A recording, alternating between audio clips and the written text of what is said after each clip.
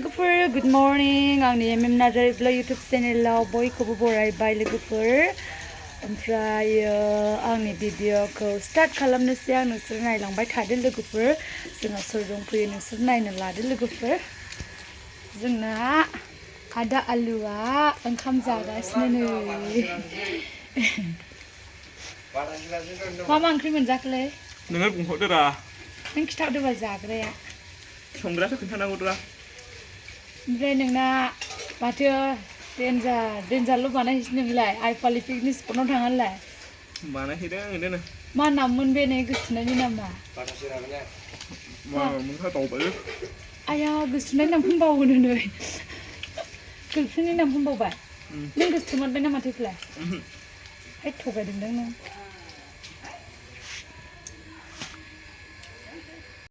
आं आदा आलुनाव फंनैसो कुइसन सोंनो नागिरदों बिनि गार्लफ्रेन्डआ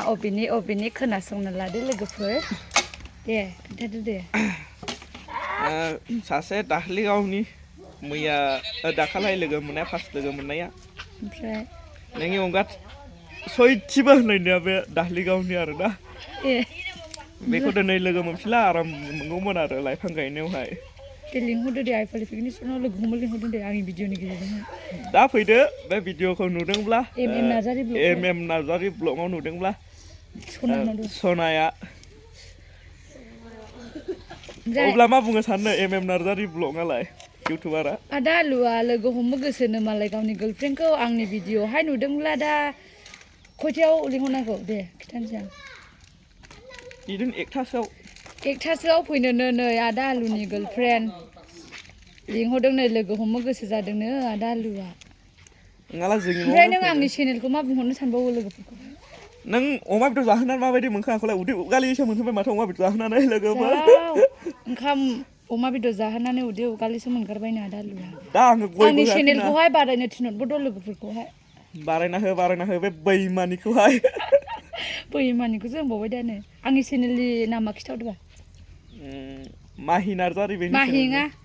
फेसबुक पेजनिखौ बुंबाय आङो माहि नार्जारि ओमफ्राय आंनि इउटुब चेनेलनि नामा मा दे खिथाहरदो एमएम नार्जारि ब्लग ना ब्लग नङा नंगौ दे बयबो अननानै साबसक्राइब खालामहरदो दे नोंनि चेनेलखौ नागिरबाय थायो आङो नानि मोनना नागिरलाबो नै थैबायहाय दे लोगोफोरखौ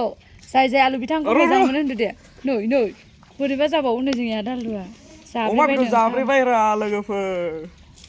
गय जाहोआखै बेयो आङो गय दिनैहाय गय जायै हाथायफ्रा लाजारलिनो लोगोफोर गयलायनो माराम खाजोब्बाय सिख्लाफोर बारा दानाय जाया दा लुगैब्र'हाय माराम खाफिनबाय दाखालि साफा एक्टरबायदि जाबाय बियो एब्र' माराम जाफिनदों नै दुगैयाखैबो दां आदा आलुआ दा दुगैदोंरा